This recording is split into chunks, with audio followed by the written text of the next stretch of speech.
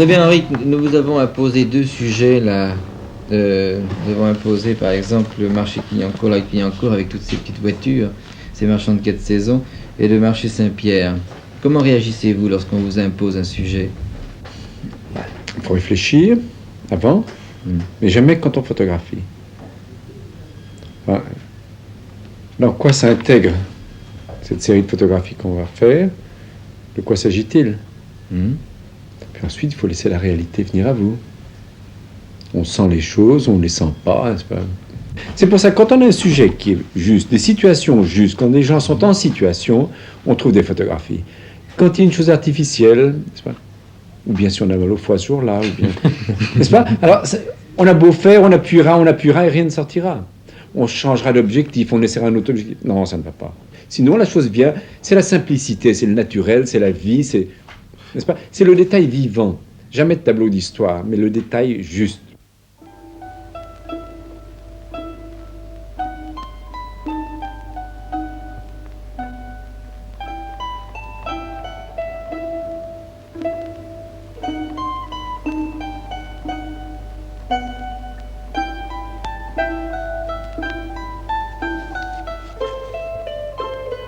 Le détail juste, ça peut être une attitude, ça peut être un regard.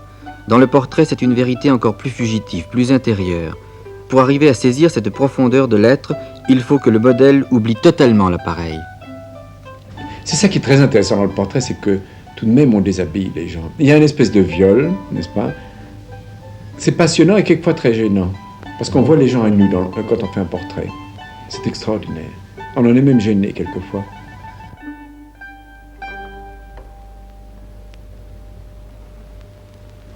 Ce n'est pas seulement parce qu'il s'agit de Valéry, Claudel, les Joliot-Curie, Mauriac, Rouault, Matisse, Bonnard, Colette, Léotot ou Camus que nous vous présentons ces photos. Il me semble que vous avez été aux Indes et que vous avez connu, ou tout au moins approché, Néron. Gandhi. J'ai vu des gens. Gandhi, j'ai fait des photographies de Gandhi. Oui. J'ai un de mes camarades qui savait que Gandhi allait être tué. Enfin, il était obsédé, n'est-ce pas? Mais moi, je n'ai pas ce don. Mais j'ai toujours mon appareil. Et j'étais là juste... Malheureusement, j'avais un rendez-vous en ville. Le quart d'heure entre le dernier instant où je lui ai parlé et celui où j'avais ce rendez-vous en ville, il a été tué. Je n'étais pas à ce moment-là, mais je suis revenu parce que j'ai toujours un appareil avec moi et j'ai pu, alors là, faire depuis le moment où je suis revenu jusqu'aux funérailles.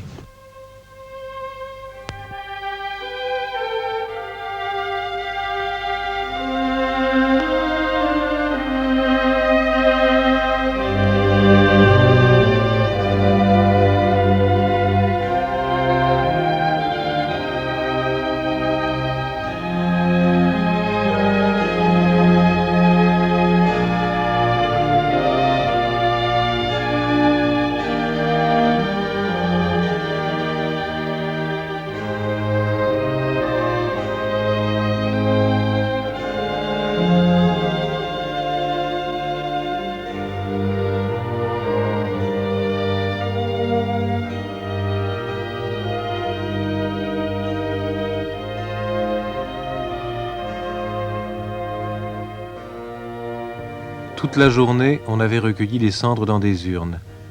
Le soir, un petit garçon jouait à faire passer le sable entre ses doigts. C'était le petit-fils de Gandhi.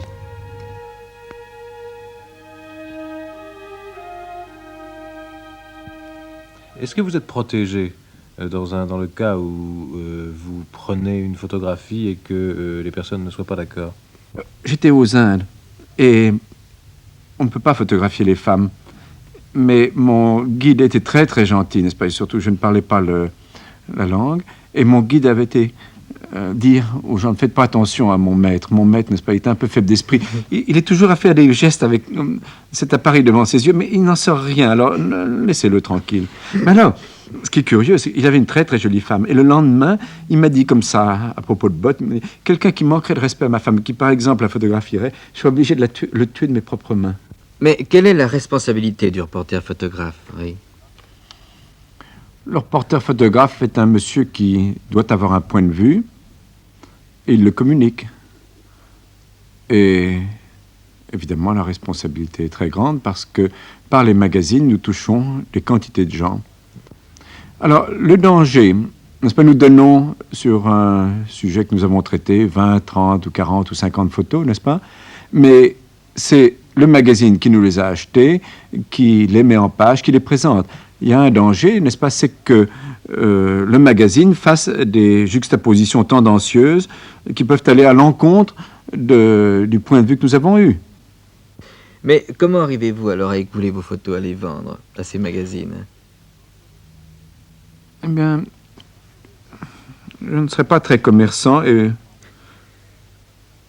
Heureusement, j'avais un ami qui était Kappa, un autre ami Chim, et avant la guerre, nous nous connaissions, nous avions travaillé ensemble, et Kappa avait eu l'idée de former une agence coopérative. Quel était le nom de cette agence? Magnum. Est-ce que je peux Pourquoi? vous demander, parce que ça me paraît curieux ainsi qu'agent, Magnum, Magnum, pourquoi oui. Magnum? Oh, Magnum, enfin, en latin, ça veut dire grand, mais... Grand, oui. Mais non, c'est le champagne.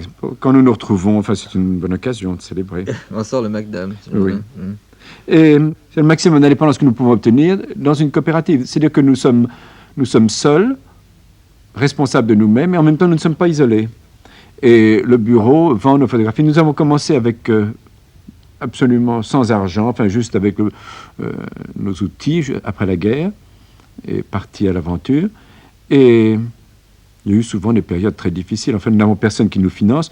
Et à la porte de notre bureau, il y a une dame, n'est-ce pas, à côté du bistrot, qui a une petite guérite et qui vend des billets de la Loterie nationale. Je la salue tous les jours quand je passe, respectueusement, religieusement, mais, enfin, comme des gens se signent en passant devant une église.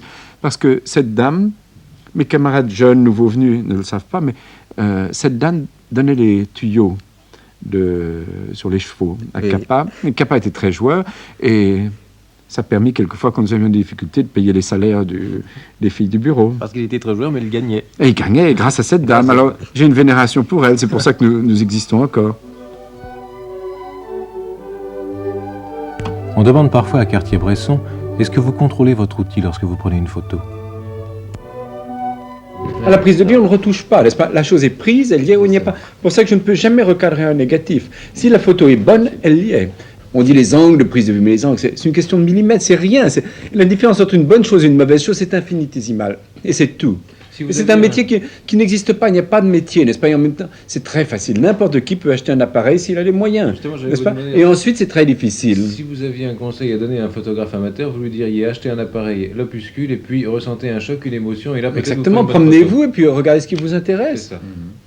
Et voyez, c'est le voir, mais si C'est peu de gens sont visuels, c'est extraordinaire. Vous disiez on change d'objectif.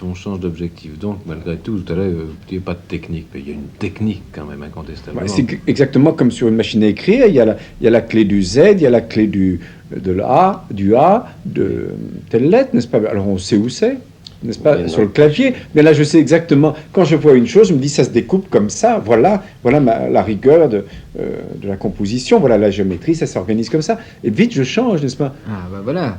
Oh, mais c'est instinctif. Enfin, c'est exactement comme une cuisinière. Elle sait s'il faut un peu plus de sel. Elle ne va pas prendre une balance pour mesurer son sel. Je sais quelle est la lumière. J'évalue la lumière. Pour la lumière, c'est pas difficile. Enfin, je suis habitué à un film, n'est-ce pas? Et je travaille en général au 125. Vous voulez des recettes? Oui, des petites recettes. Oui. Je vais noter d'ailleurs. Mais il n'y en a pas de recettes. C'est une question de temps toujours, n'est-ce pas? Et d'économie. D'économie, c'est d'avoir le moindre matériel possible, la moindre chose possible pour obtenir le plus grand résultat, pour dire la chose le plus fortement possible, le plus rapidement, de la façon la plus concise. Et j'ai 3 objectifs, je dois l'avouer, quand je travaille. Quand je ne travaille pas, j'ai juste un appareil avec un objectif normal, 50 mm. J'aime mieux le format 24-36 du Leica, n'est-ce pas, du petit format, parce que la proportion est très belle, n'est-ce pas, entre la largeur et la hauteur. Il y a un jeu, n'est-ce pas, qui me satisfait. Je n'aime pas le format carré parce qu'il y a une monotonie. C'est plus intéressant de retrouver le format carré à l'intérieur du rectangle, n'est-ce pas? Comme en peinture, n'est-ce pas? On trouve inscrit le carré à l'intérieur du